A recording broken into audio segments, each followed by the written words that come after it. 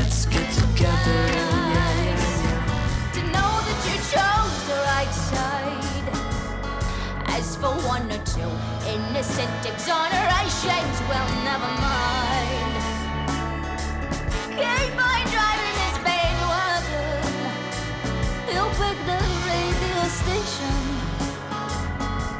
Now hold your guns up on warning shot, 'cause it's your... Good evening, everyone. Welcome to the NovaFest Wednesday night. We are back for our third Q&A with filmmakers who will be introducing themselves. They're close friends of mine, especially the guy named Buck on the corner who I just met tonight, and these other two strangers. But we're very delighted to have them this evening. They have a couple of music videos in our festival this season, and they're longtime alumni at this point, have submitted some wonderful work, and they're going to share more of their joy and delightful, delicious goodness this evening. Please introduce yourselves and let yourselves be known. Hi, I'm Koura. I prefer the other side of the camera. For anyone who is visually impaired, I am a light-skinned female with shoulder-length brown hair wearing a teal floral top and a sparkly Jewish star necklace in front of a white wall. And I'm Koura's husband. That was really loud. I'm Spacey. To describe myself, I have brown hair, I have a beard type of thing going on, but not as epic as Buck's beard. I'm wearing a gray button-up shirt, and I'm happy to be here. Oops. Oh, and Buck is muted. Buck is muted. We can't hear the sound guy. You know, that's a kind of irony. You know. Oh, still can't hear you, Buck. I don't see the word bubbles saying that you're not being able to be heard. We heard you. Yeah. Where was it? There we go. It had reset the settings. Oh, those switching darn between rooms.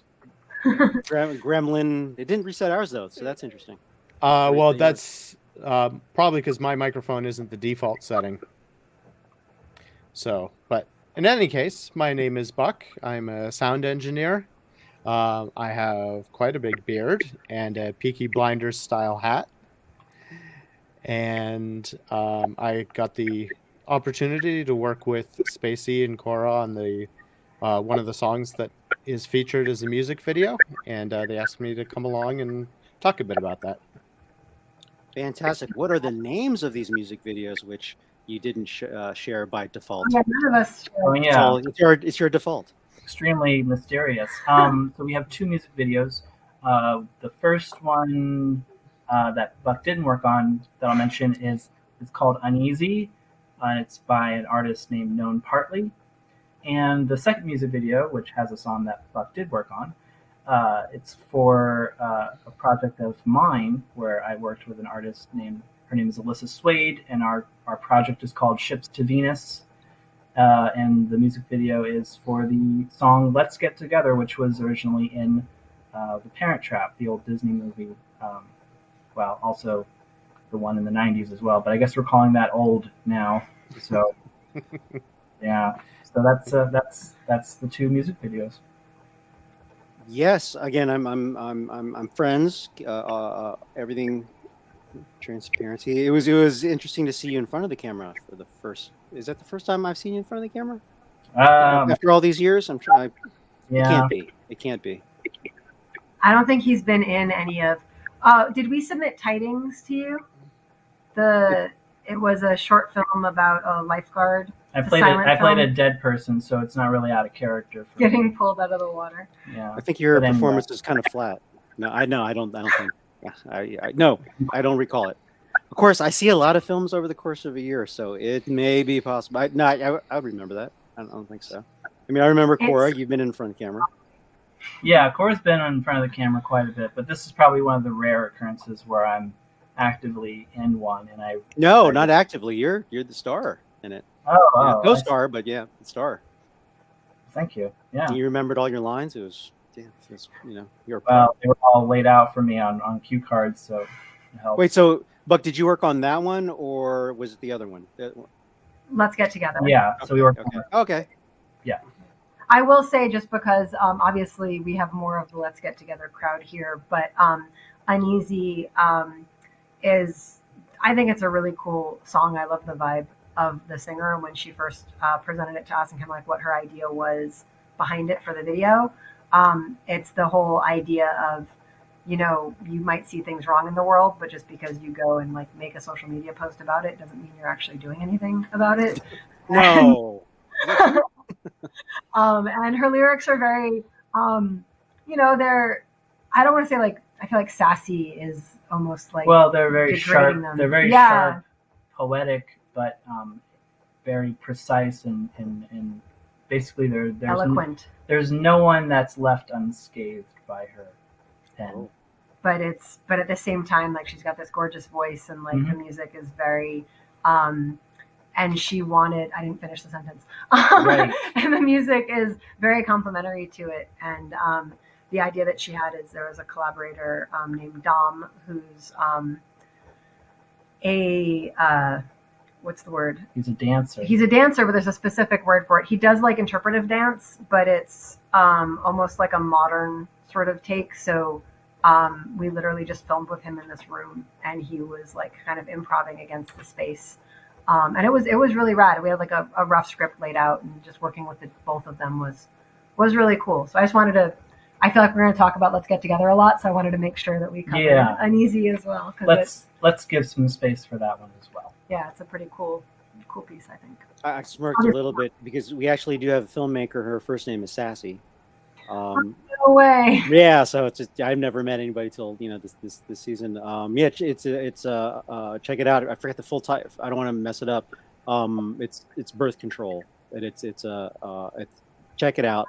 Right on the list. Yeah. Okay, yeah. Actually. So between that and again, they were just on last evening.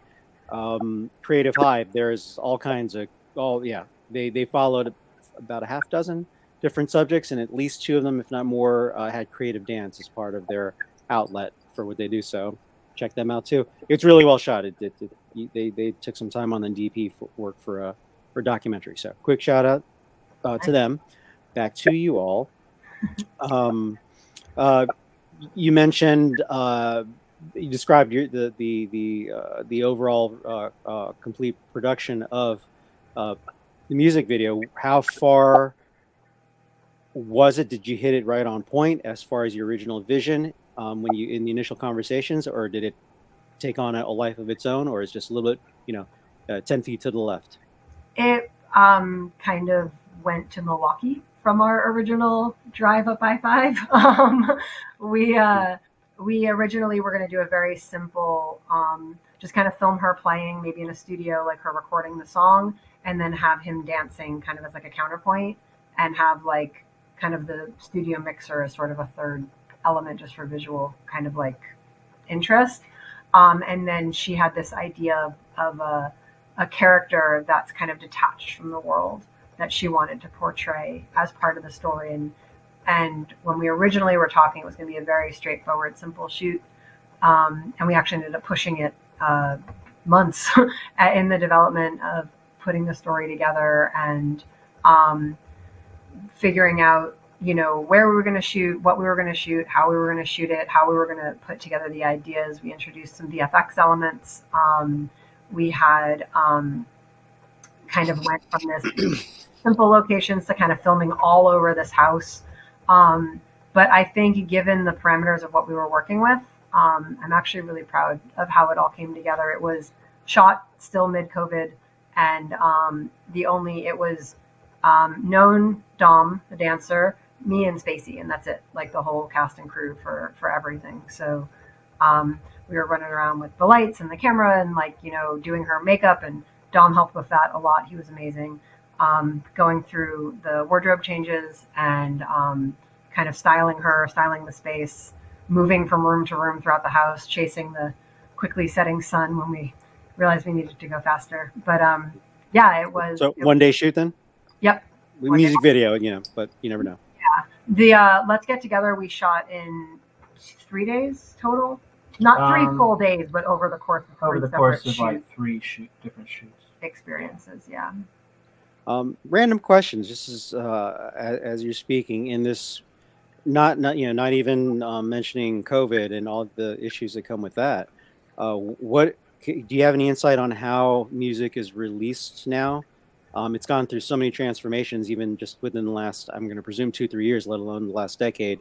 How is it put out there? The whole iTunes, independent distribution world, and how does that tie into putting in music? Way back in the day, there are actual adults now that are alive that never knew a world without MTV, but now doing a music video is just big word today is default. You just have to have one. You can't really release a film. I don't know what I'm talking about too at the same time, but you can't necessarily just release a major song without that in check. Was that?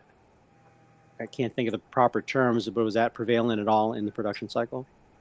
I mean, as far as like the music release stuff, Buck and Spacey can definitely speak to that more than I can. So I'll answer the film side of it and then shut up. But the whole point of both videos was because they were releasing a single and they wanted to have the kind of like media substantiation to go with the release. Mm-hmm. Because you're right, having content for TikTok, for YouTube, for Vimeo and Venmo, I'm kidding, but having all these different platforms and having content for them, and then you can pull stills and have photos and behind the scenes and kind of like it. There seems to be more from a filmmaking side, more of a world of connection to the artist that goes beyond just the song itself. And music videos visually give you the opportunity to articulate more what the song is about. As far as the actual musicality of it and the musical release, I defer to the two way more qualified than I am musical masters to whom I share this presence. Get back here. I really have nothing intelligent about it, because honestly, I'm the type of creative where the business side of it is completely foreign, and also on a moral level, I find it deeply offensive, because if I could, I would probably live under a bridge somewhere and just bash on an old guitar made out of like a wash bin or something, with like a one. You don't lack an imagination. That's the thing, I'm imaginative I'm creative about things, but the least creative or imaginative, I should say, I am is when it comes to how songs gain traction, how to promote a single, and if a music video is required. I will say, I always, on a personal level, I think it's cool to think of the song and then the video as a way to have another chance to, bring what's an audio, purely audio, and then kind of giving it more dimension. Because as somebody who's a songwriter and musician and singer, it's always fun for me to then jump to that, make something that's 2-dimensional and then, or even 3-dimensional, make it somehow 4-dimensional in a way, if that makes sense. Like just kind of like expand out, tesseract it a bit. Well, I mean, bottom line, you're bringing a visual to something that's audio. Yeah, and, it's curious because some of my favorite songs, there's really no visual interpretation or no official visual interpretation. It's all purely in your mind. Like I like a lot of music from pre-music video era because of that, because you kind of can just interpret it in your mind and think about what is the visual story of this. Right. You're giving me chills actually, because if you want to go there and talk really artsy, you can go back to Beethoven, the classics, Beethoven and Mozart. People would, if they had a visual at all, if you could even put it in that context, they go to the concert hall, they play the music, and they may or may not have a visual context to it. But then you fast forward to maybe closer to our generation, where there is an MTV, and it's just expected that there's going to be a follow-up, and it's not even like they're forcing you, but it's further entertainment, and maybe it dulls the artistic senses a little bit because they're presenting it. But that it's not necessarily a good or bad. I don't know. I can't think if it's in that realm. think what it is you have the opportunity to make the music, like the single and the visual, the video, almost like when you hear it, you instantly picture one, or when you see the video, you picture the music. So it's kind of activating parts of your brain that otherwise probably wouldn't be. That's the opportunity we have. So if you make a terrible music video, then it could be and a great song, right? Yeah. So it. It's just again going back to the 80s when take one of the biggest probably the biggest album that year, like Thriller from Michael Jackson. The songs premiered. Like, can you imagine just hearing Thriller stand alone with the music? Thriller, it's Vincent Price, it's the whole choreography and the major. That was a mini film before that. Music videos and short films started kind of overlapping each other. I mean, that was filmed like a short film at the end of the day. Major director, production value, etc. Yeah. So So I mean, I'm trying to. I'm just kind of this weird surreal mindset. We're talking about art. It's like looking at a Picasso per se, where as a student, I was like, I was just regular old ugly American. Like, it's got 3 boobs and 5 eyes and 2 noses going 5 directions. And the idea was Picasso was that 2 things. One, which was kind of mind blowing for a dumb high school kid, was does art have to be beautiful to be art?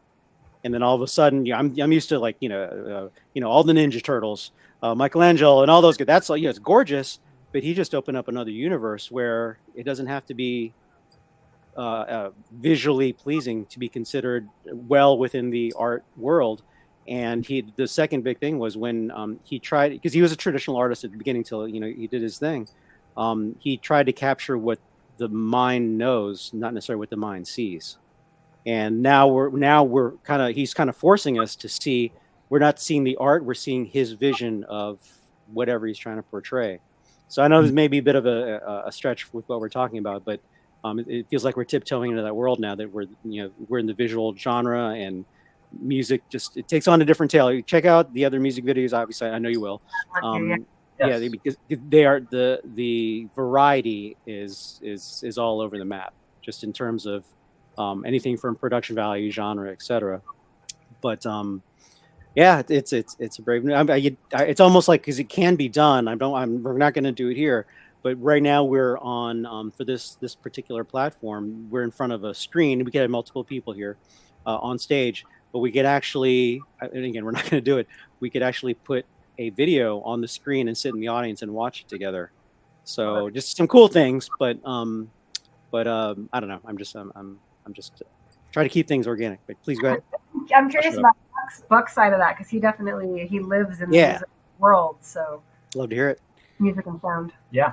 Yeah, well, I'd say in the last couple of years, I've seen a lot more of a proliferation of people able to release music who weren't before. I mean, now pretty much anything can submit things to iTunes and Spotify and Tidal and get their music on those platforms so anybody can hear it. But then it presents a challenge of, getting people's attention so that they do listen to it. And I think that's a big part where the music video, we're very much in a visual age. Instagram and TikTok and everything, while it has sound on it, sometimes people are scrolling through it without any sound playing at all. So you have to have something visually arresting to grab your attention. And so I think that's where the visual aspect can definitely help reach a much larger audience. And I agree quite a lot with Spacey about the music video gives you another chance to either continue the story that was started with just the lyrics and the music of the song, and also further expand that. And I remember seeing I had songs that I would listen to as a kid, and I had a definite image of what those songs were about, and then I saw some music videos, and sometimes it expanded that and really made it amazing, and sometimes it seemed like somebody else's completely different artistic vision, and it then kind of ruined a little bit of what was in my head of what that song should be about, because it was seemingly like the band was saying, no, the song is about this. So there's a balance, and there's there's good and bad in all things, but I think overall it provides a expansion of artistic ability and mostly exposure, because where somebody may not necessarily like a certain type of music, maybe they really like a dance which is in a video, or they really like something about the video, which then makes them appreciate the music more, and then gets more followers for the music by having that. I mean, really, at this point, can we even, for more iconic, big name artists, can you really separate the video from the music at this point? I mentioned the '80s. Can you separate, Thriller from the song Thriller, or somewhat up to date, Miley Cyrus naked on the wrecking ball? As soon as you hear it on the radio, the visual is there because they did a good job of, they had a factor to stun you, and it worked. She's a great vocalist, but No, at the and same time. It's quite interesting that you mentioned that, because for me, I first heard Thriller as a song, and I became very familiar with it just as a song, and only much later did I see the actual whole mini movie for it. So, and I know that they created that soundscape of that song entirely in the studio, and the visuals actually came later. Sure. So the fact of getting Vincent Price on there, the howling wolves, and all of that was an image that was created in the studio just sonically with their engineer Bruce Swedien, and that then became the inspiration for what was fully fleshed out in the kind of mini movie, or long form music video that they did. Yeah, you mentioned something earlier. Wanted to touch on it as well. As far as this is where it gets fun, is just the monetization of it, getting it out there. It's something that was shared with me a long time ago, and it still resonates. I think it's integrated into the whole production cycle process mentality. Should be, is that we're not in a filmmaking business, we're in a marketing business. So, producers are filmmakers. well, it all depends. If you want to if you want to thrive, and I go back to when I used to teach film. It's like if you have this passion project and you put it out there and you don't care about money, God bless you, go for it. But that iota moment and everything above, where you start wanting to pay off the credit card bills or the loans to get it done, and you want commerce involved, you can't start crying at that point, going, "Oh, it's so hard," or "I didn't have enough money for a name star." Well, I know that the giant flying monkey, you could see the wires, but there's no explanation. You just, you got to know. That's when the Capital Film Market, shameless plug, you're going to get all the, the cold bucket of water comments. It's just rom-coms aren't hot right now, or, that star is, is toxic at the moment. That it's going to hurt your, your ability to distribute and get your stuff out there. But again, if you just want to get out there, you don't want to get paid for it. Go for it. But man, just you two probably on the far left or right here can preach as far as it's tough making money off of film, but man, the stories I heard even way before I got into the industry as far as music, when there's CDs, I remember hearing that artists could only made they'd sell a million, 100 million CDs, but they only make 2 cents per CD at the end of the day. How is that now? It's a bit of a stretch, but it's still in the world of music videos and what we do. What's that conversation like now, 2022? I'm going to interject something on that. Go. I want to. First, I'm going to be that person, and I'm going to say, actually, I was the one who said that film, it takes songs to another level. But it was you? I appreciate the quintessential. The woman says something, a man repeats it, and then the man is acknowledged for it. Especially when that man is my husband. I think Abraham Lincoln said that. Clearly. On the internet.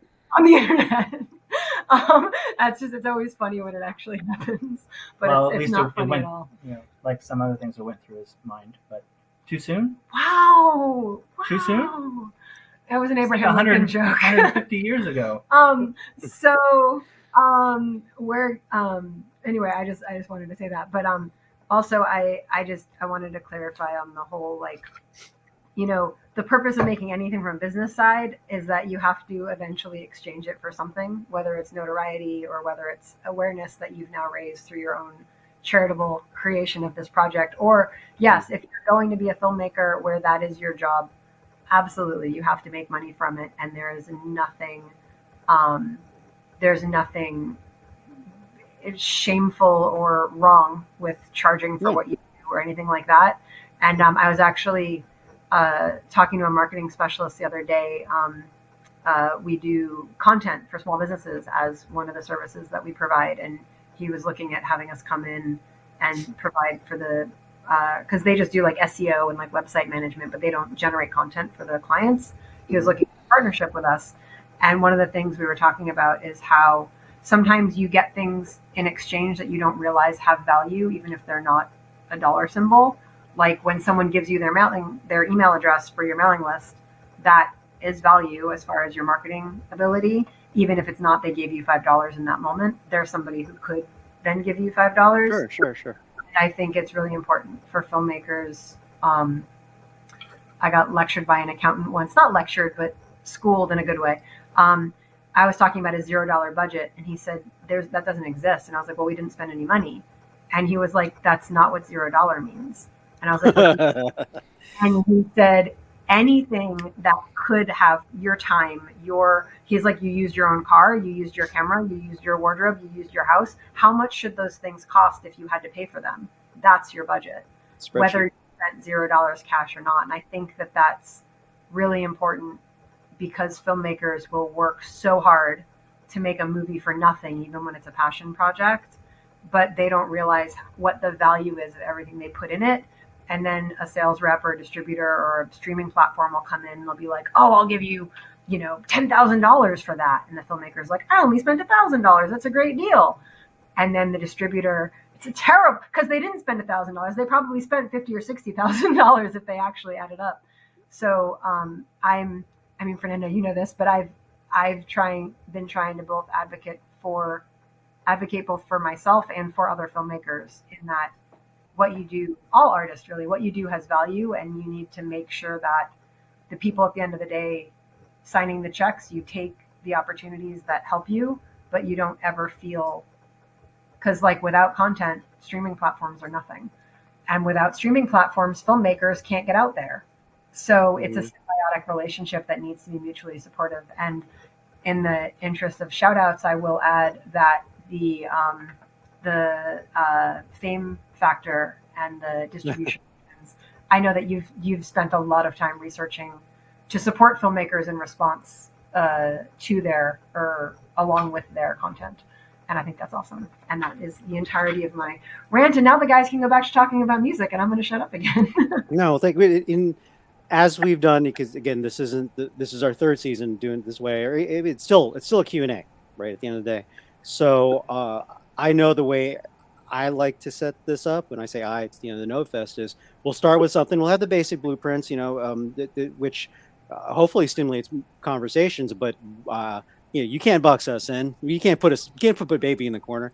We can go anywhere with this. You already went into like fine art and classical music, what have you. It can go everywhere. I really enjoy keeping it organic, because I think it'll be more bland or stale if we just like, okay, so you used it's fine, again, wide open. But if it's like, okay, what camera did you use? Canon, check.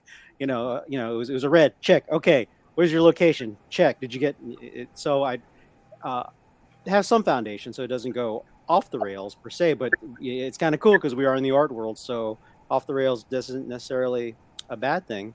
I mean, so many things that you mentioned, and I don't want to, because this is about you, and I'm long-winded and enjoy the sound of my own voice. So, but bottom line, it's called show business for a reason. Again, this is something ad nauseum, if you can imagine, with the years I've been doing this, let alone when I was teaching film. And so I feel like I'm on a junket. I'm going to keep saying it again because it seems like it needs to be re-education, especially for new people in the industry, is that show is the cool part. That's the sassy part. That's the sexy part. It's creative in capturing that one moment the actor hit the note that you didn't even put on the page. And everything. Oh, I didn't even see that goat in the mountain. It works right into this, just these magic moments that were not scripted and random. But again, that's the magic. That's the fun. But that's 50% of the comprehensive package. The other 50% is the business. It needs to be Brad Pitt looking at the goat. It needs to be, it needs to be on Tatooine, or you spend $100 million on a blue green screen, because people may or may not care about a sci-fi movie, but there's the old story of Titanic. Yeah, everybody knows the story. It wasn't about the story. They snuck in a great romance story in there, but boy meets girl. Bad guy takes girl away, and boy goes after girl. That's the King Kong, right? Mm-hmm. So they didn't necessarily, but then again, the fundamentals. You put good-looking Leonardo there. Okay, I want to see him, but the real marketing tool with that specific movie was it cost at the time. Cost $200 million. Wink and a nod, probably half that. But everybody knew what was going to happen. Ship's going to go down, but they wanted to see what a $200 million movie looked like. So going back to what was previously said, it's a marketing business. It's shamelessly, I'll use the word, it's prostituting yourself, finding a way to sell your product and get people interest. And, the back end of that is it's your artistry, and now people can see what you do. But again, show and then business, right? So so that was my little rant, Koura. It's about go ahead. necklace. I said no, Titanic's about a guy looking for a necklace. He passed away too recently. Too many people are going. And she threw it. What's that? I said on that sad note, back to Buck. Yeah, Buck, bring us back. Well, I think what you say is, it's definitely true. It's the show business. It's not called show hobby. But I think, people want to experience excitement. They want to experience an emotional journey. And if you have art which connects with somebody on an emotional level, then they're interested to exchange back from it. And then it's just all working out those avenues and revenues and so forth, like we were talking about music. And a really strong thing of having a music video on something is that you can put it on YouTube. And now instead of somebody playing that song, 10, 20, 100 times because they like hearing that song, they're watching the music video instead. And, while it's maybe, a percentage of a penny or something, when you've got millions of views on YouTube, that then becomes a significant revenue stream. And that's how, art can feed back and become a business without the drudgery of being a business. Right. Back to the comment you made, Koura, excuse me, on that tip. Knowing your value. Again, it seems like when I'm speaking to you two specifically, what was that? Was that Godzilla? What was going on? I think it was the Loch Ness Monster. Oh. Doing the moonwalk. I heard it first, and then it just walked by with like this perfect. Oh. Did it bounce a little bit like a good Oh, it's a doggy. Kitty. It's a kitty. I just realized I'm going to put the audio on the podcast, so it doesn't even matter. It's a calico cat of some type. Yep. It's Wait, beautiful. they have a half black face and half calico face? Yeah.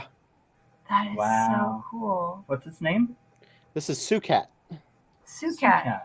She's she's a beautiful calico, and she's also a Hemingway cat. 6 toes. No way. Yep. Yeah. Oh, I didn't even Hemingway. See, it goes back to art every single time. Yep. Always. If once we put this online, we might start a trend of cats on the internet. I'm just go out on a limb. Kind of wild. To do that. I'm going to totally randomly share this. I once an apartment in LA that went out like the driveway, then like there's another building right across from it, and my neighbors had cats, and I was sitting working on my laptop in my living room, and I was like, it was right around the time I was like, okay, I need to stop watching the cat videos on the internet. I need to actually focus on my work. And the next thing I know, I'm staring out the window watching the cats next door. I was like, I can't win. Well, There's one of the four of us who's very entertained by that story. Well, I was going to say one of the biggest music videos of all time has to be Keyboard Cat, doesn't it? Where the keyboard, the cat's playing the keyboard. Yep. Oh yeah, I mean, again, random thoughts about music being attached to their visual. Again, I'm a kid of the '80s. Can you not you're driving, if it comes on, aha, Take on Me. Can you not just see that? Because that was, for its time, that was beyond pioneering visual graphics. That was Star Wars time. When right now some kid could do it on their phone, while they're at the dental office. But back then, that was mind blowing. I don't know if you know this. The director of Take on Me, the music video, he also went on to direct the original 1990 Teenage Mutant Ninja Turtles movie.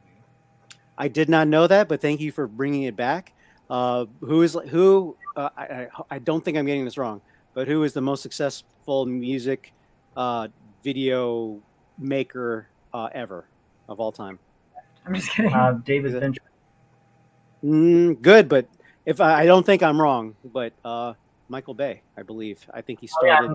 He started on music videos as well. And then he went to Miami Vice, and then it had that whole noir in Miami Vice feel, and then obviously big giant robots who were deceiving all of us. It's he went on. But the point is, I mean, those are big giant blockbuster movies, and he started as a music video filmmaker, producer. And I know one of our favorites here, check out the music video Remember it's from Russia. It's a film essentially, and it breaks a lot of the rules. As far, the two big ones are don't use animals or children. I don't think use children, but check it out. It's just, I remember it's very Russian. It's very Russian. Yeah, Kate Bishop. Sorry, had to be a nerd for a second. So, where there was I keep circling back to it because a part of what we do here, one of the underpinnings is to educate and just keep pushing because we want you to be successful. To be successful, you're not working. God bless you. And it's no judgment if you do have a regular adult job that you enjoy. But if you want to, actually live and thrive, make money off of this, the more you know, the better. So riding that coattail of what you said, Koura, as far as and I think I mentioned, I interrupted slightly, think of yourself as a cell on a spreadsheet. And to take that one big step further is whether you're a taxi driver or a lawyer, an attorney, once you're working in a mode, you click that and then the meter's going, man. Okay. Because I know for myself, I need to kind of do that with this world that we're in now, because I'm going to, and I'm not going to mention that because that's I don't want to talk about me that much, but the point is, yes, I do. No, the point is that you're it's a cliche, but time is money, and it's if you're not used to that as a contractor, again, that's why I throw in the taxi or lawyer mentality. Once the clock is going, that's your time, and there's value to it, and you look at it as to bring it a little more humbly. You're a C-stand. If you don't own one, kitty cat, if you don't own a C-stand or something as simple as an Apple box, and you need them on set, those don't just appear magically. You've got to rent them or buy them. Their value may be low in the giant scheme of things, but there was commerce involved, and so how much more so for yourself as an individual who's bringing all your years of talent and skills to the stage. And I'm being upstaged right now by a putty tat. So cute. I mean, no, it's definitely true. And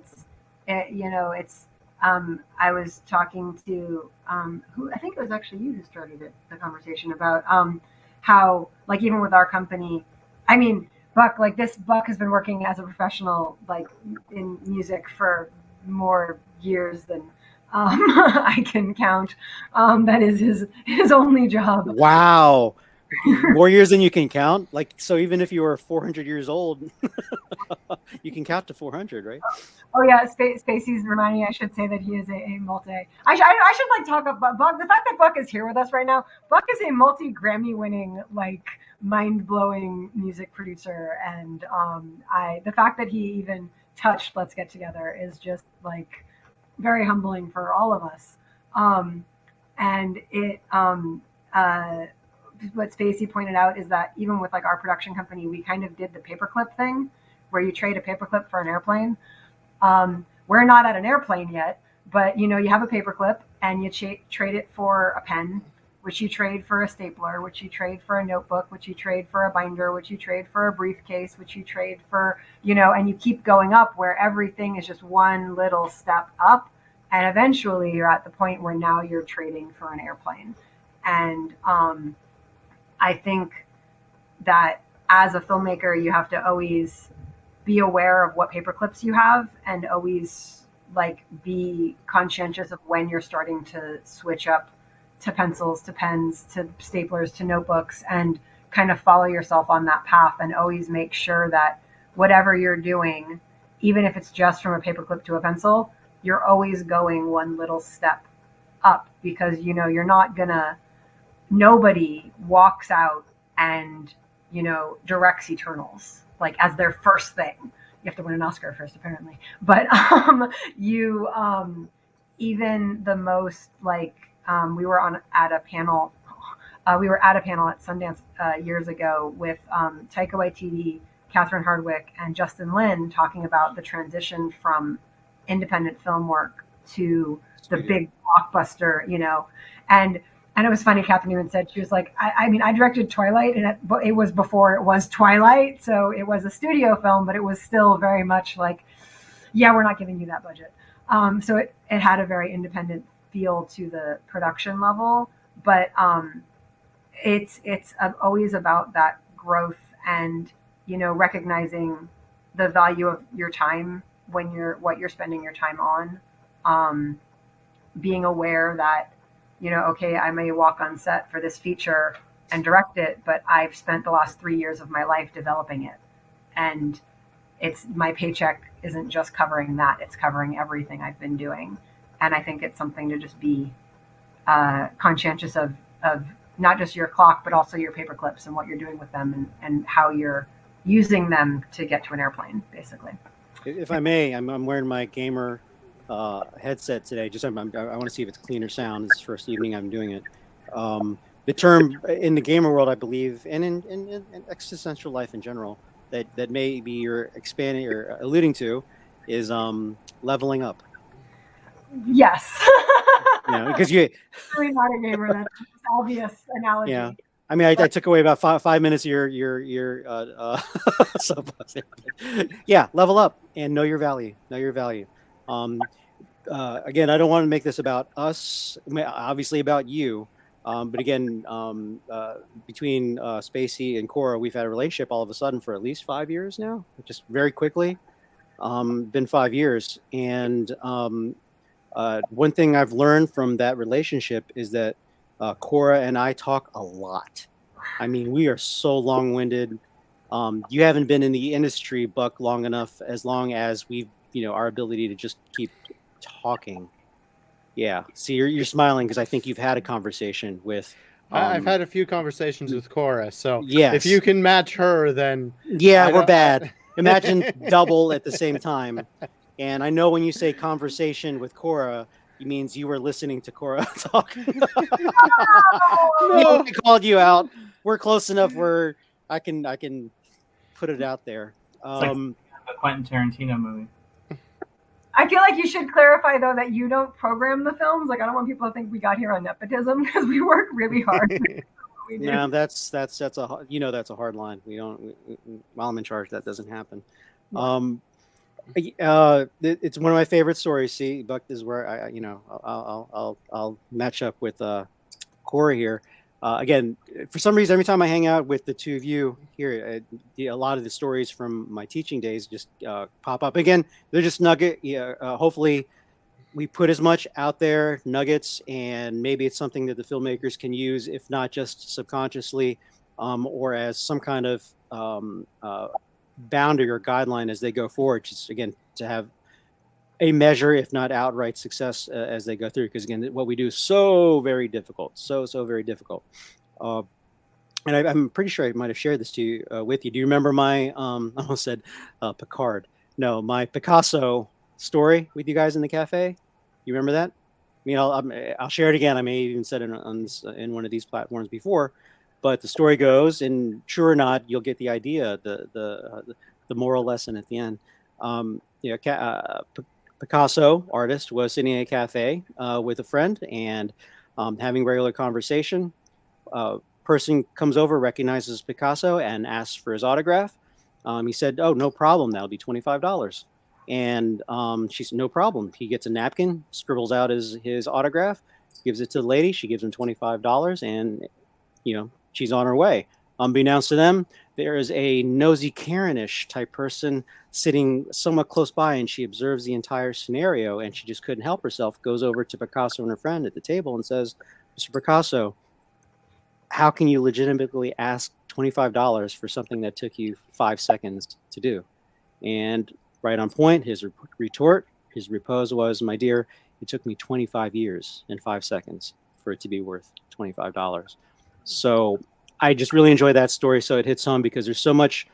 Art is kind of this exotic thing. You don't necessarily grow up unless you're born into the art world. Your dad, your god mom, what have you, your aunt is in the business in some way. She's a wardrobe, she's a DP, she's a director, whatever. Unless you're born in that world, it's a less so now, but it's a hard industry to okay, I'm gonna start telling people how to act from a story that I wrote. That's that's so abstract for somebody who's not been exposed to that world. So then you have to take that next leap, oh, I need to get paid for this. And again, with the world we are in here with film festivals, I'll be generous and do a Dr. Seuss. 98 and 3/4% of new filmmakers have no clue about how that works, let alone getting into the hardcore distribution world, which I know you two in the middle there are knees deep. And I don't want to take away from you, Buck, because you're legit. You win them big fancy award type things. Or you talk to them city folk people with actual name recognition out there, and professionals who I'm going to presume are much more cagey and more steely eyed. So I don't know if you can add to that as far as being a professionally minded in an artistic labyrinth. Sure. I have a lot of clients which are the high end clients, but I also work with a lot of people who are just breaking into the scene and very much developing, their fan base and are independent and self-financed and stuff. So I see a lot of it on both sides. And I would say, yeah, it comes down to knowing your worth and stuff, but it's really about understanding what people are willing to accept in exchange for. It's like, your time might be worth this amount, but if you're not providing a service and a enhancement to something that somebody else will appreciate, then is it really worth it? And reverse wise, you may be doing something that you think, oh, this is very simple, you don't really have to pay it for much for me, but then it's a huge improvement to those people who are getting it. And one area of that is advertising. It may take you only a couple days to make a commercial for somebody, but then they could use that commercial for 10 years and make hundreds of millions of dollars from it. So, was your service worth just the 3 days that you worked on it? Mm-hmm. So it's a part of evaluating what you're worth, but also evaluating what the worth is that you're providing to somebody, and somebody may be willing to pay a lot more than you initially ask. So it's kind of, you only make what you make in this industry based on what you ask, and sometimes you just got to ask. Again, in the artistic world, another life, I was a graphic artist designer. Quick shout out, I'll brag. Worked for Marvel, and I did other graphic design stuff. And trust me, that especially the hardcore suits, and I don't mean to be stereotyped too harshly, I create an icon for their company, or just some kind of, it could be stationary, and they're like, I could have done that, or my middle school kid might have been. I was like, so two things. One, okay, go ahead, let them do that. Yeah. Let's see if they get, if it's a clean vector based, 300 DPI, or all the professional specs.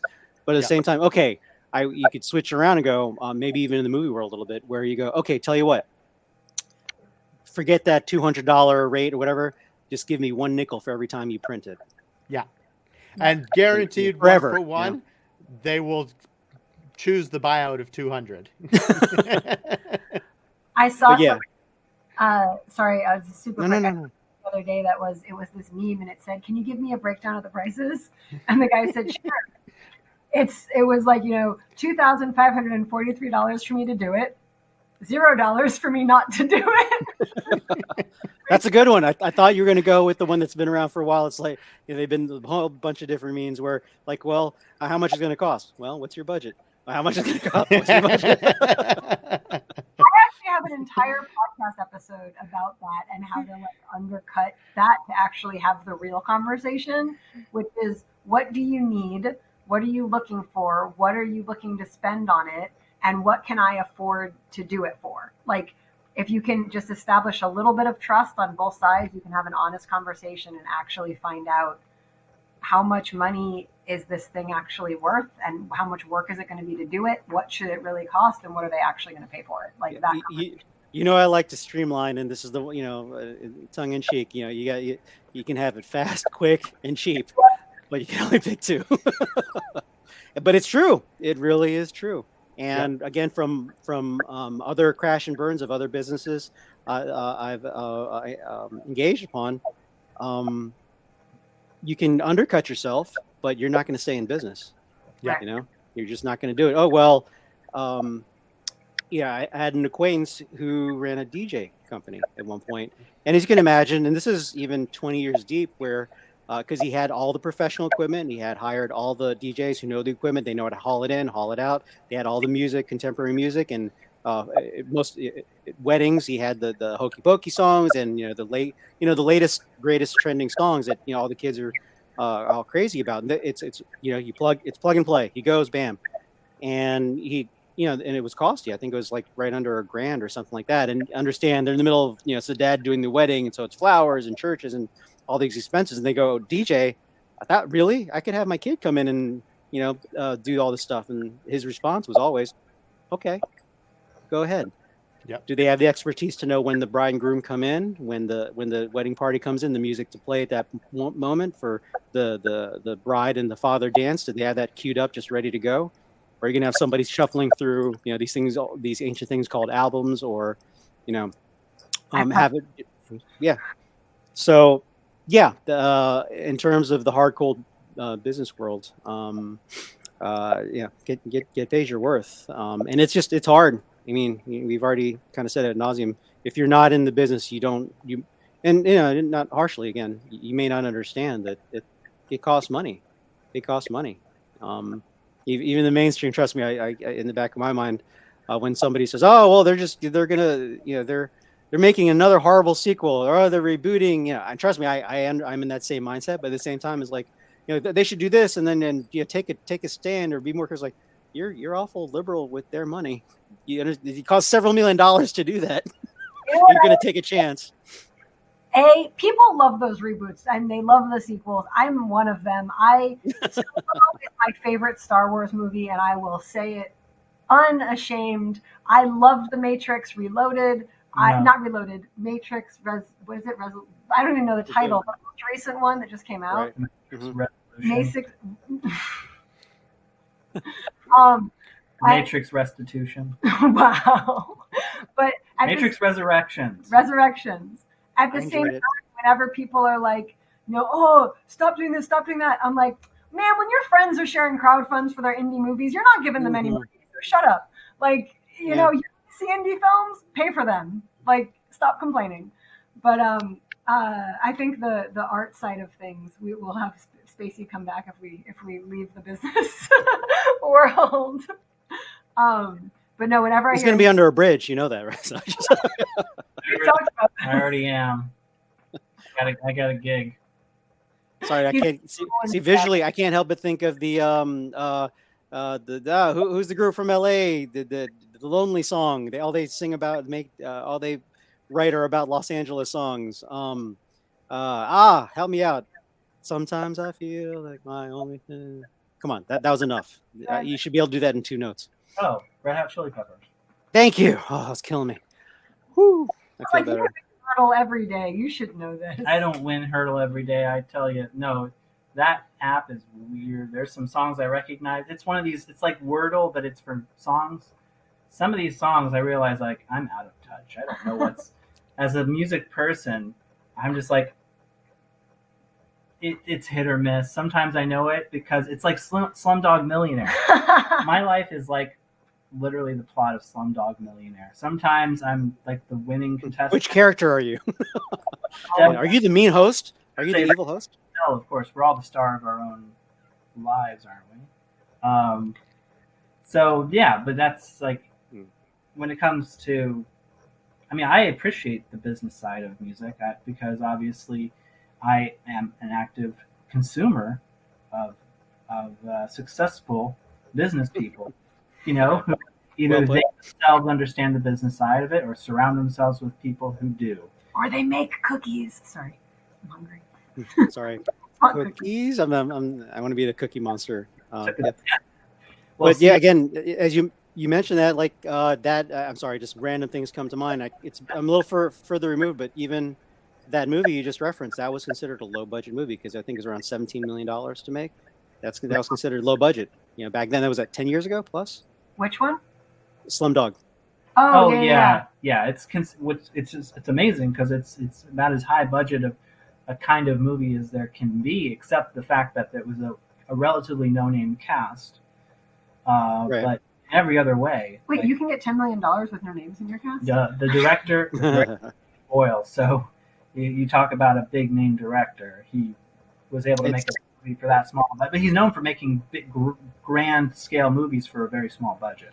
And producers love that. Executive producers, investors, because they don't put the dollar value of everything the filmmakers are giving them, and that PA that worked for $50 never sees $1 of the profit. And it's totally a little salty. I sense a little flavor coming from over there. Have deferred. If you do not have deferred and residual clauses and contracts for people that you are asking to work for you for nothing, you have no business making that profit.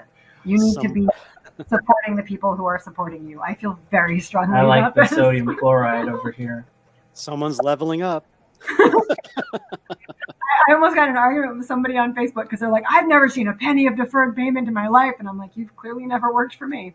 Like I just had nothing else to say to them. I've paid more deferred and pay bump things on so many projects. If we get more money or it makes money, we go back because it's only fair. I would be nowhere without that person having done what they did to the project. If they really brought the value, they deserve to be. It's like the little red hen. If they're there digging the ground and planting the seeds and growing the wheat and harvesting the wheat, when you get the bread, slap some butter on it and hand it back to the people who are out there in the rain with you. I feel really bad for many points in this panel where they might have jumped in the middle and we're talking about red hens and just I mean Hollywood is notorious. We do our best to stay away from. So far, knock on wood, have been successful. But go back to reference to Thriller. What was that made 40 years ago? People are still suing because they didn't get paid. Oh yeah, look it up. The actress, the director. I don't think Michael Jackson ever paid him what was on the contract. But that's Hollywood. For better or worse, that's Hollywood. It happens on a regular basis. Hollywood, man. It's easier to make a like $10 million movie than a $200,000 movie. Everything is just sort of upside down. One story I read about recently, just because Koura was asking it, I known about this, but it refreshed my memory. Have you guys seen this little indie movie called The Lion King? Oh yeah. Wait. When I was a little kid, there was a cartoon about this white lion named Simba. Then I remember Disney stole that story later. Maybe I'm way off. Sorry. The mouse is listening. Shakespeare wrote this story Yeah. about. Something about a ham. He said And at first. That time I stole what he said. Anyway, go on. I'll make it quick. go. The actor who was the singing voice for young Simba, so not Jonathan Taylor Thomas, who was the acting, the performative Full-time. speaking voice. So his name was Jason Weaver, and he was given this initial offer by Disney for his singing, so that they would pay him $100,000 for the work that he did. And his mother was a veteran of the industry in terms of the music industry. And she just kind of knew her way around, and she said, "No, son, you're going to reject this offer, and you're going to actually ask for back-end points on all Nice. earnings of the film." And Disney agreed to it. And his net worth now, like a large part of his estate, is the earnings he gets from The Lion King. But his net worth today is like $4 million. I thought you might go higher, actually. Well, That's his net worth today, not his total profit. But over he earned well beyond, like, into the million, like more in the million range. He's earned well beyond what they were going to pay him. It's just a strict payout. Take that nickel per printing, man. Again, the ones who, again, thrive and do really, really well. There's this guy named George Lucas, I think. He said, "I'm going to make toys." All right, but I'm going to take all the okay. You make your toys. What's the big deal? But we're blathering a point on this, on the middle and the one side here. Buck, do you have any insight? Or are you just immune to any of this harsh business talk because you only deal with the elites? Well, I was going to say a story that I heard, which I hope I'm getting the facts right on it, but I believe it was Pharrell and Justin Timberlake who did a McDonald's commercial. And Pharrell agreed to a $500,000 buyout because $500,000 is a lot of money. And he was very happy to get that for, producing a song for a commercial, which then became, McDonald's whole marketing plan. I'm loving it. Wow. Their catchphrase I didn't and hear that everything. story. That's awesome.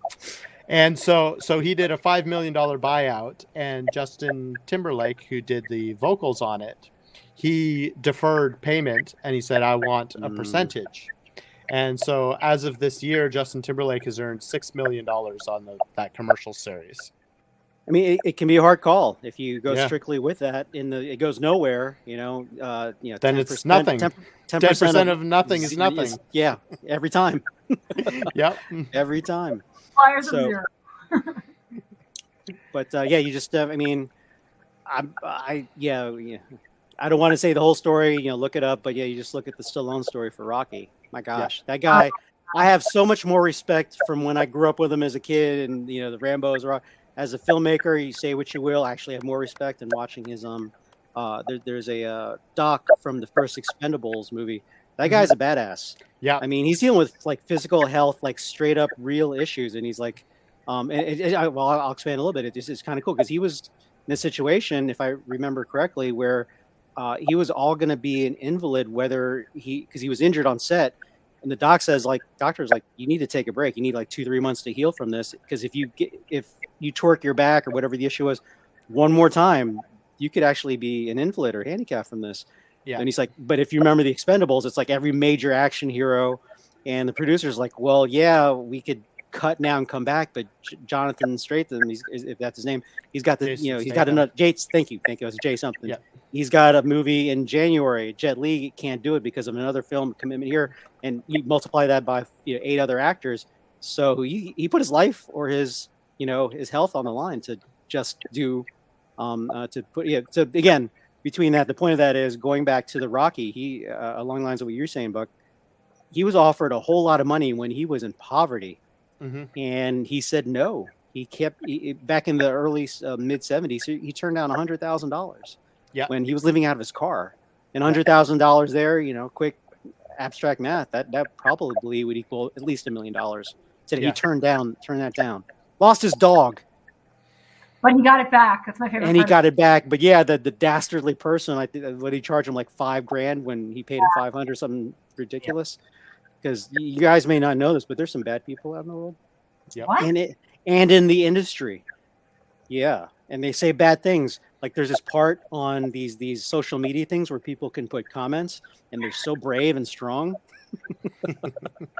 and they'll say no more reboots. Like the person arguing with me about working for deferred pay, they were like, never take deferred pay. And I was like, I'm not even going to argue with you. Just for anybody reading this, don't listen. Like, You know, best for you. Take well, each situation, look at it for what it is. Sometimes, yeah, it's a crap deal. Sometimes it's a great opportunity, and don't draw a hard line in the sand, because you're going to miss some amazing opportunities to swap out that. and you know, again, this is the dynamicism. It's really complicated, and hard to enunciate. Sometimes you make the call. Was it Jonah Hill for Wall Street? He just, he took the minimum cut, but he got nominated for an Oscar for that, right? Now his next film, in other films, he can charge more. So you got to be a little business savvy in the industry, and he knew that. As well as that George Lucas guy, he knew a couple tricks of the trade. That's all business. What did he sell Lucasfilm for? $4 billion, like 5 years ago, something like that, for the greatest independent film ever produced. Yeah, You know, something in that range, two to 4 billion. Yeah. Yeah, somewhere in there, that middle ground. But what I read was that Disney needed to make their investment back with the first picture they released, and I think they blew away that. But at this point, that's not even the rear view, right? But I mean, I just mean with the first sequel film that they released, they wanted to make their investment back, and I think they did. They? I mean, that was, again, whether you liked it or not as a nerd fan. That, yeah, I mean, it brought. It brought Harrison Ford back. Oh, boom, it done. I'll see it 20 times. Here's, I don't, and I'll watch it in Disney Plus another 12 or whatever. So, so we need to do that. We need to, because we need, money's good. Greed is good. Well, no, you don't make movies to make money. You make money to make more movies. Walt Disney, stealing a quote. You beat me to it. Yeah, no, that I think is there's nothing wrong with having the means to exist. I mean, some people prefer the troll under the bridge approach, which is totally fine if it makes them happy. Works for me. I fall in love with them sometimes, but there's some billy goats involved. I love that story. Don't play around. Oh, but it really, I don't know. I had the opportunity to interview someone for my podcast a couple months ago, actually. What's the name of the podcast? Oh, my podcast is called Filmmaking Actually. It is available. My podcast is Filmmaking Actually. It is available on all major podcast platforms. It is edited by masterful Spaceship, and you can find it on our sponsor Anchor. But and we were talking about and you can leave 5-star ratings or reviews. It helps more people find the show.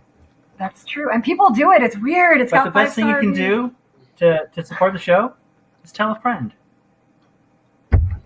He does the outro for every episode, and that's part of the outro. Anyway, you need a cat. We were talking about he was saying, what did he say? Filmmakers are like. Oh, so the person she talked to is a guy named Michel Chivetta. So he directed a movie just last year. It came out during COVID, but it stars Olivia Munn and Shea Wiggum and Frank Grillo and Bruce Dern. It's a big movie. He was saying that artists are the vagabonds of the Western world. Oh, and filmmakers are the vagabonds of the Western world. And then for her, it sparked for her something where he said that, and then she was like, no, artists are like ambassadors of humanity. And I was like, oh, that's look at you. Yeah. You took it there. And that's how, and it kind of cool quote. Oh, it became like we were doing a lot of branding work for our company, and who are we and what makes us that way. And a big thing is that concept that filmmakers are all artists and storytellers are ambassadors of humanity, and it's their job to, make stories and showcase pieces of the world and share things that, connect people. And it doesn't have to always be beautiful and perfect, like there's such a thing as a Picasso. It just has to communicate. You just stole from me. How many people are you gonna steal from in just one interview? I'm bringing it all back. I'm bringing it all back. You know, Picasso was in a restaurant one time. It only works with the person who said it was a woman. And, oh, yeah. Well, in Lion King, Elton John sang about vagabonds. Oh, yeah. See? Right. Done. I'm there. It's a circle of.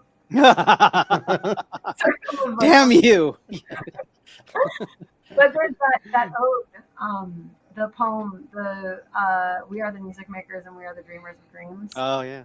And schnozberries taste like schnozberries. Yeah, it was used in Willy Wonka, but I remember hearing that as a little kid. Like, I don't know why, but that was magic. That was magic. Because she said snozberry. Who ever heard of a snozberry? And then she said, pinch your lips, and it's like, we are the music makers, and we are the dreamers of dreams. And it's like, yeah. I get chills. You just repeating that. It's one of the most powerful. And never forget what happened to the man who got everything he always wanted. Was happily ever after. That's right. That's a great movie. That's got to be like one of my top. Yeah, again, we're being random in our conversation, but I remember watching that on TV because I was in the 60s, right? And like 71. Thank you. Well, if when you're that young, and it was like, wow, this is like, again, this without art and all that, but as a little kid watching that for the first time and not expecting it. It's not like it's Empire Strikes Back or the next Matrix movie coming out. You're expecting you're putting your bar really high. This was just like a Saturday afternoon, like, what just happened? I mean, that's the beauty of art, right? It's an experience. And alluding to the conversation we had yesterday in last night's panel, art, whether it's film, music, visual, it's the universal language. To be able to, I feel like I'm on junket, but I'll just say it again. To feel like you've touched the face of God, understand the vastness, entirety, comprehensiveness of the universe. Words they wither. They're incompatible or are ashamed. They come nowhere near close to communicating existence.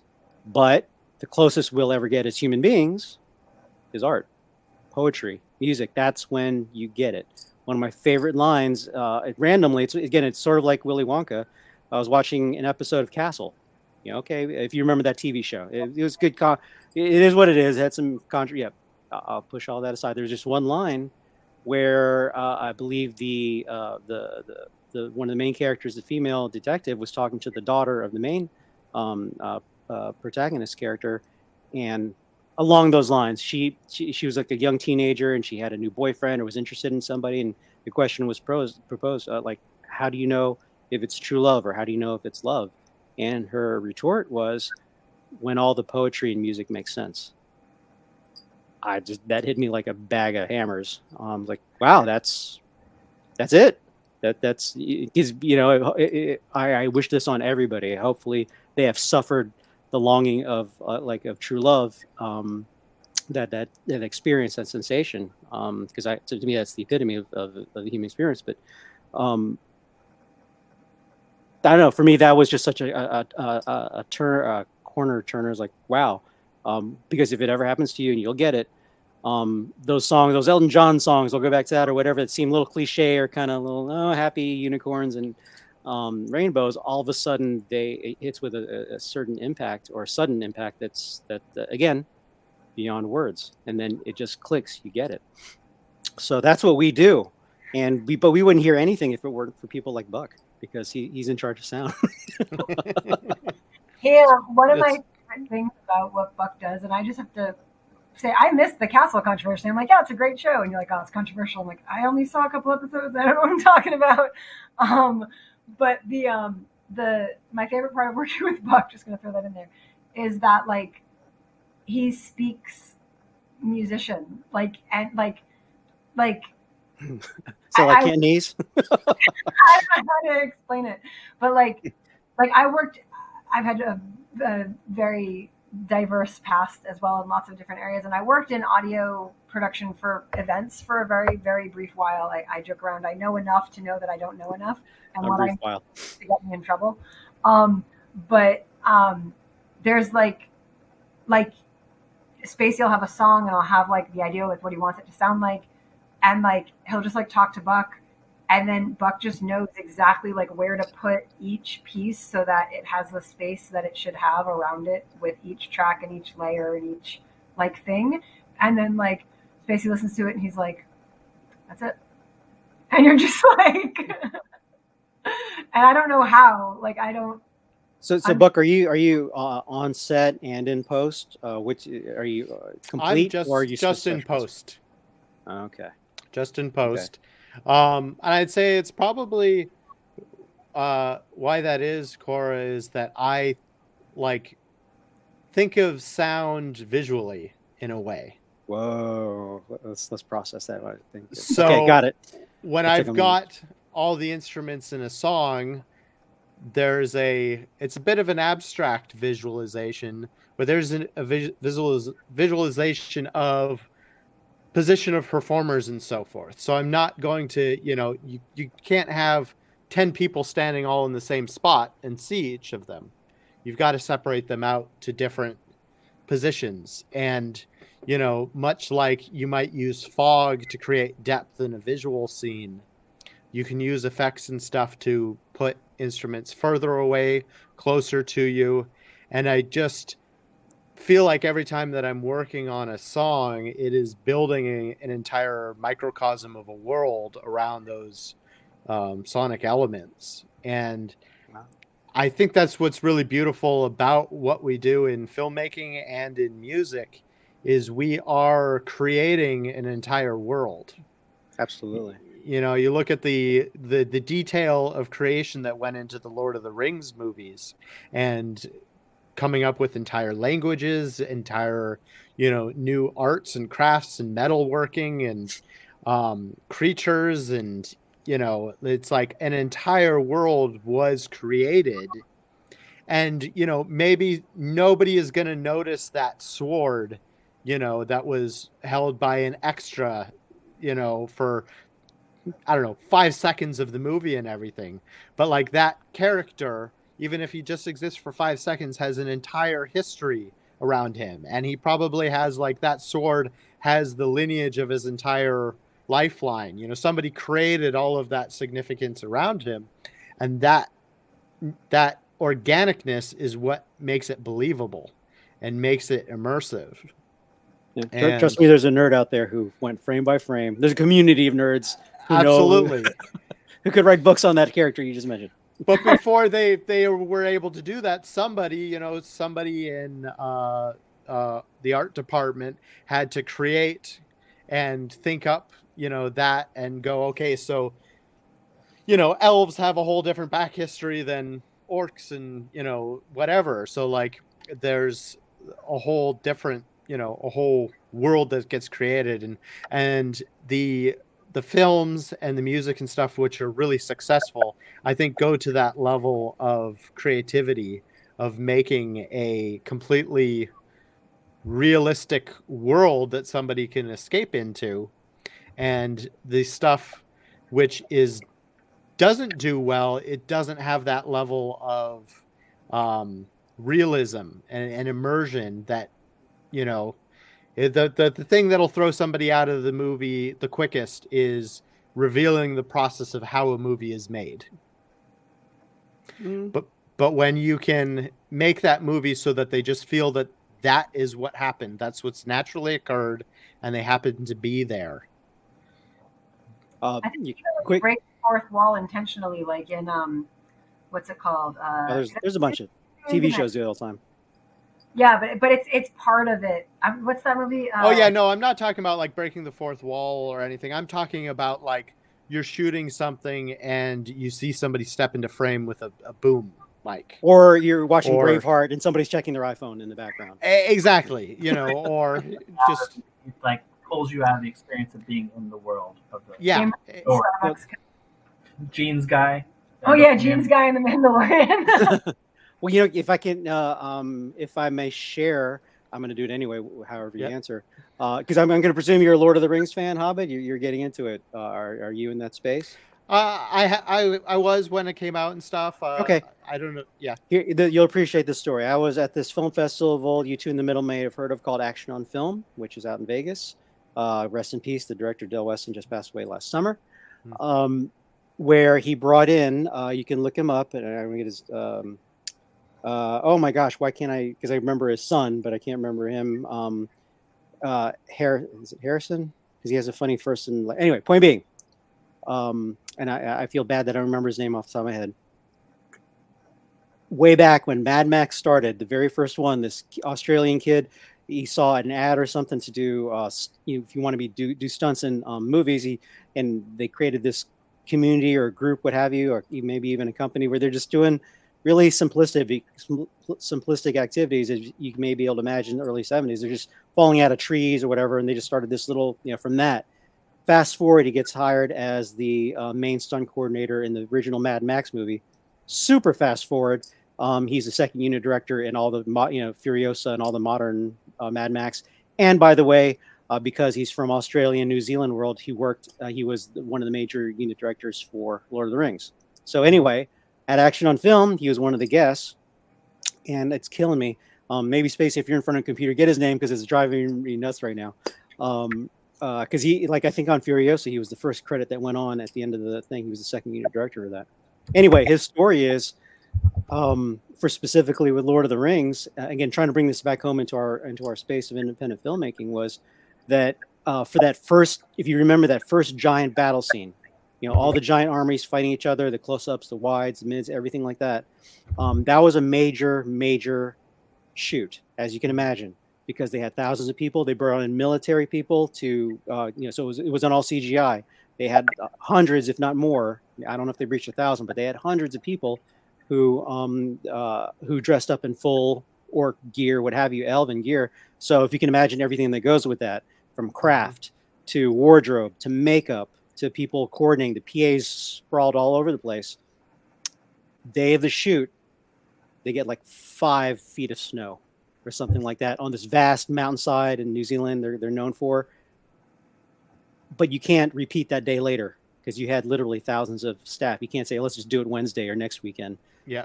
To coordinate that as filmmakers, you can imagine. So Peter Jackson, coming from the independent world, on the fly, millions of dollars, his reputation, thousands of people, all these you might as well be Abraham Lincoln, just all kinds of pressures that can crush a normal human being. This is what he did. Those big giant cargo bins that they have on the ships. Yeah. I believe there's a story. They went to the local mall. They cleared out the snow in the parking lot, stacked those bins, created a green screen, and all of that was shot in a mall parking lot. Wow.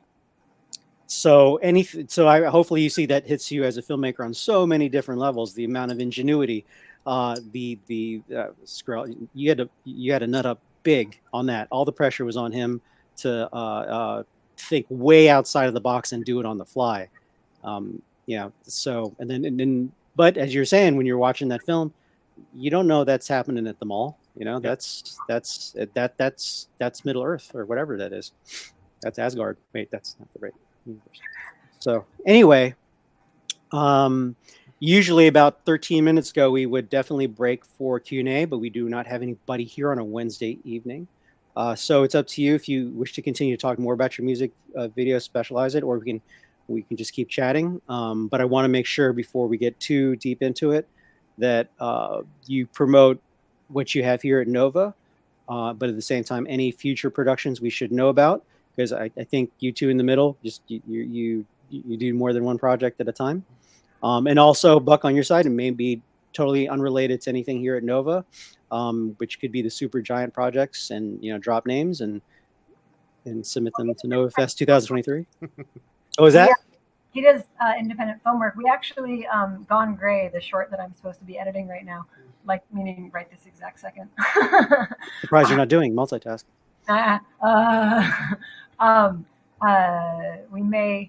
We may get blessed by the grace of Buck for some dialogue mix on that one.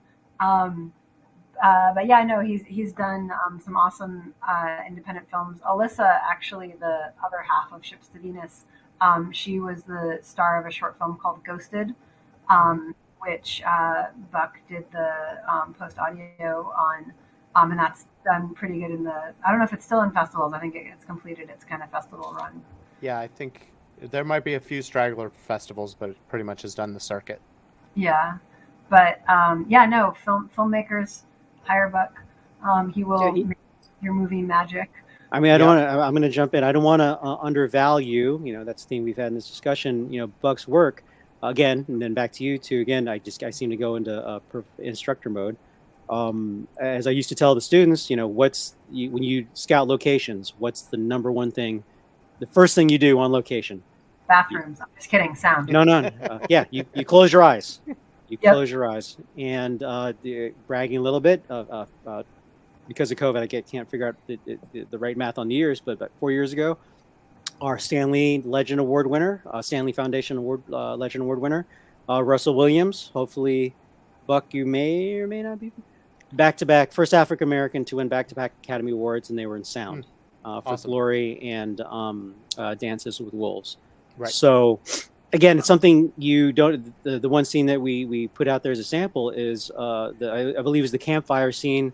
They would do like some kind of hymns and Denzel, Morgan Freeman there, but when I say you, as a mainstream moviegoer who's not in the business, I'll project a little bit that you don't appreciate sound because it's Denzel and he's had this emotional scene. He's like speaking broken English as an African American at the time, slave, freed slave, whatever, would have tears are coming down his eyes, and you're capturing the emotion of the other cast of what he's saying, but then actually listening to sound instead of just watching, again, mainstream viewership, I hear the crackling of the fire. Yep. A little bit of the ambiance of the wood, and still at the same time, any filmmaker who's shot outside in whatever situation, the sound behind Denzel and Morgan Freeman, crisp. Yeah. And that makes such a major difference. Again, going back to the instructor hat, what, and you all know the answer to this, but what is the one thing, what's the number one thing that'll make people walk out of a theater? It won't be bad acting because maybe the story is good. It won't be bad DP work because maybe the acting's good and all this, but you want people to walk out of the theater, have terrible sound. They don't care. But again, I'll keep using, if it's Brad Pitt, it's Star Wars, it's a Shakespeare, they will walk out if it's bad sound. Yeah. What's They that? can't understand what the actors are saying. They can't appreciate what's happening in the movie. They can't Oh, I mean, understand the that's- story. They That's can't like even understand. the upfront thing. I'm talking about even like if there's like a lot Yep. of static or it doesn't make sense. Again, it's Braveheart, but you hear choo-choo trains in the background or something. Yeah. You want to take somebody out of it, sound. And that's, as filmmakers, our number one job. Number one job is crappy or wonderful as whatever we do is to engage your audience. The second you disengage, you didn't do your job. Exactly. My personal favorite moment, when it's been a while, but something of mine is on screen, is when it's silent. Mhm. And when the audience is like they're listening to the story, the actor, whatever, I got you. And that's the creative thrill. The business thrill is when a few dollars come in to make up for show business, right? So I don't know if you have any more to contribute, please do if you do. But maybe we start wrapping it up with that. We're kind of bringing it back home to show business. But please say your videos again for anybody who watches. Even beyond NovaFest, they can catch it somewhere else. And please promote any of your work, Buck, any of your work you're doing beyond working with these two wonderful people. Please put it out there because that's the nature of our business as well. Sure. I'll go first, I guess. Yeah. I'll say our Shut website is spacestreamfilms.com. And it's you can see all of the music videos that we've done recently are on there, including the Ships to Venus one, which was very fun. I should say I got to make a dress out of bubble wrap and a suit out of tinfoil, which was exciting. And then Alex Lake did some pretty killer lighting. And then Uneasy is on there as well. And then the podcast Filmmaking Actually. And then you can find Ships to Venus music on all the major music platforms. And Spaceship's music can be found at iamspaceship.bandcamp.com. / Under the Bridge. No slash. And you can also find it on major streaming platforms, SoundCloud, etc. Yeah, we have a feature film that is in post production, Catching the Light, which Buck is also working on. Yay. We have another feature film called Comic Relief that we just got a $50,000 grant from the Montana Film Office. I was waiting for you to mention that. I was going to prompt you if you didn't bring it up. Because you know what you guys did there? What? You leveled up. We're getting towards that. We're going for that airplane. And we have some other projects in development right now that are in funded development that we're pretty excited about. I think we have about 3 other features that are coming up. The scripts are getting polished right now. One of them is almost ready to go to our first name, who's waiting to read it. And the other one is the first draft is supposed to be done in about 2 weeks. So, yeah, and then we have Gone Gray, which we did for the Organization of Independent Filmmakers, has a chapter, and they've got a contest. The deadline is April 10th. So I have basically tonight to finish locking it so that the VFX and sound can be done, where it's a 9-minute film and where I think I'm about 4 minutes in, so we're almost done. And then that's a very high octane action thriller spy movie with quite a twist, if I do say so. And that's a story that Spacey came up with. That we end up on a bridge or under a bridge. Some twist. Saw that coming. Spoiler alert. Even the twists in our movies that nobody. Oh, we have Names on the Wall available for streaming on Amazon. It was a Nova. We won the best Nova.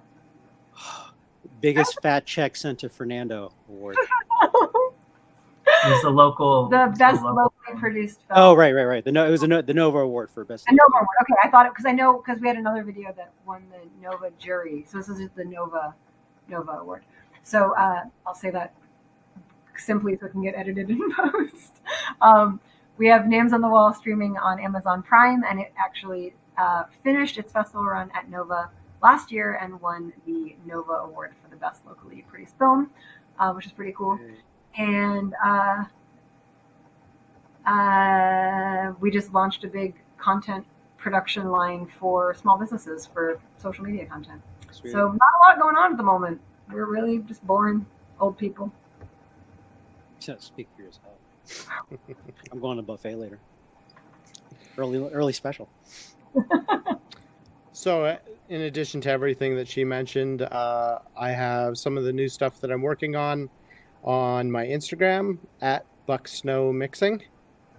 I'll be posting there regularly. I'm diving deep into immersive audio and Atmos mixing, both on the music front and in film. So, yeah, I think a lot of cool stuff along that realm will be coming out in the next year. So I'll put updates on my Instagram. Out of curiosity, like with COVID notwithstanding, do you work from home? I'm just imagining this giant, cockpit, panel, or do you go to a studio? Do you have to rent out space for like high-end equipment, or are we at the point now where you can do this in a home office? It's a mixture. I was working in a lot of big studios before COVID, and then with COVID happening, I looked at what could I do to work from home, and that also included with moving from Los Angeles to Florida. Oh, and wow. I set up a studio space in my house so that I could work from home, and it really has not changed too much for me. Like, I'm still working on a lot of the stuff that I was working on before, and now I get my assistant to come and bug me more often. So you just basically said, Skywalker sound, screw you.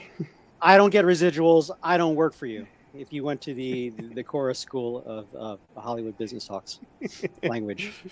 No, but it is funny because I have a very dear friend who was for the longest time trying to get to work for Skywalker, and that was his career goal, and he was flashy. He was worried about having to move to be close to them, and with the change that happened with COVID and people working from home, he was offered the job because now Oh, he could nice. be off site, and he has now been working on some of these big franchises that we were talking about, like the Star Wars franchise and Marvel's franchise.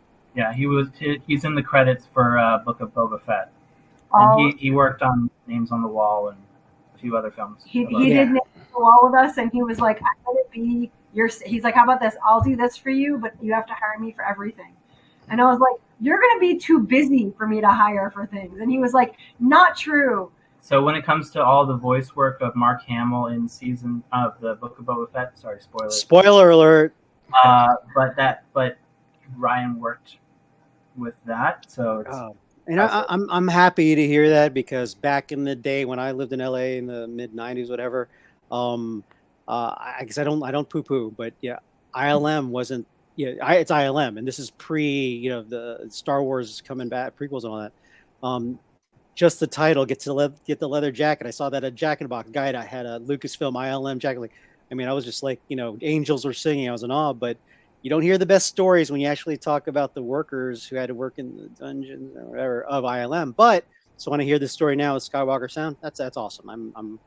That's a happy ending, and we'll use that as a happy ending for this panel. Thank you all for coming and contributing your thoughts and your experiences, and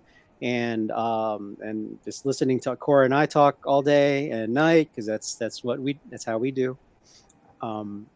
Please catch their music videos and look for them with everything they mentioned upcoming. We are now Wednesday in the film festival, so binge like crazy. We have well over 60 bits of content, lots of feature-length documentaries, and 3 feature-length feature films, and the last couple of seasons, at least, web series is kind of where it's at. I mean, the production value, it's not just sort of this, side projects to get our, our feet wet. These are major productions happening now that they're starting to pitch to the big names that you might, think of, the HBOs, Netflix, etc. So be sure to catch them all, and be sure to catch these awesome people all the time. As soon as you finish watching this, look them up. So thank you again. And hopefully we'll see you at maybe some of the other panels, and for the entirety of our existence. Just put a cap on it. Or Thank you again. Us. thank you. Thank you. Thank you.